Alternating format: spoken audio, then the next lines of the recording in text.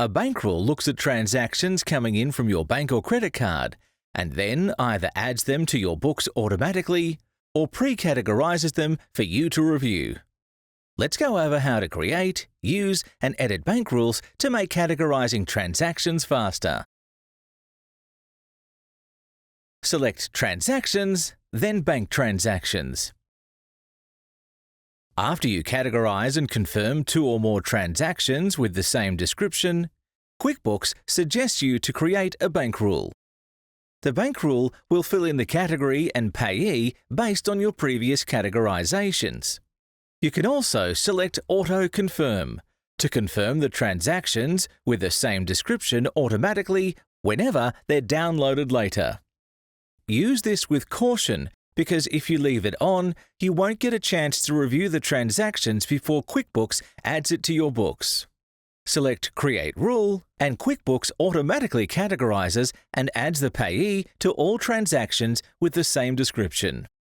Instead of waiting for QuickBooks to suggest a rule, you can select Rules, then New Rule to create one yourself. First, enter a name for the rule. Next, select whether the rule is for money in or money out transactions and which bank and credit card it applies to. Then, enter what you want QuickBooks to look for in the transaction. You can select the description or bank text, which are details sent by the bank, and base it on text that either is or isn't there. Or base it on the amount of the transaction. Add as many conditions as you need. If you already have some transactions awaiting for your review, select Test Rule to see if what you've entered so far applies to any of them. This feature helps you confirm that you've entered the correct conditions. If the rule does not apply to any currently unreviewed transactions, but should, adjust the conditions.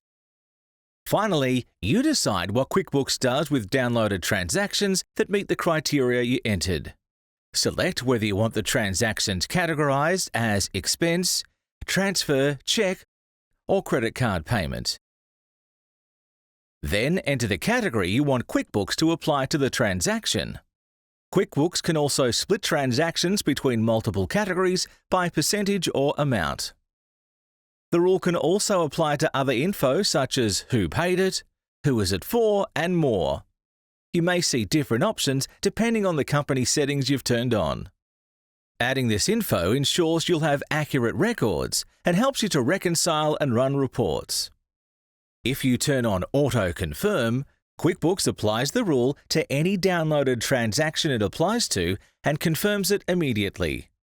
Remember to use this with caution, because if you leave it on, you won't get a chance to review transactions before QuickBooks adds them to your books. Select Save to create your rule. If you need to change a rule later, select Edit. Select the Actions drop-down arrow and you can copy, disable, or delete a rule. Disabling the rule stops it from applying to transactions temporarily until you enable it again. Delete a rule to permanently remove it. QuickBooks applies rules to transactions in the order they are in the Rule Center, because QuickBooks can only apply one rule per transaction. Change the priority of your rules by selecting and dragging the grid. You can also export rules to use a different company or import rules from another company. Go back to Bank Transactions. Whenever QuickBooks downloads a transaction, you can see if QuickBooks applied a rule to it.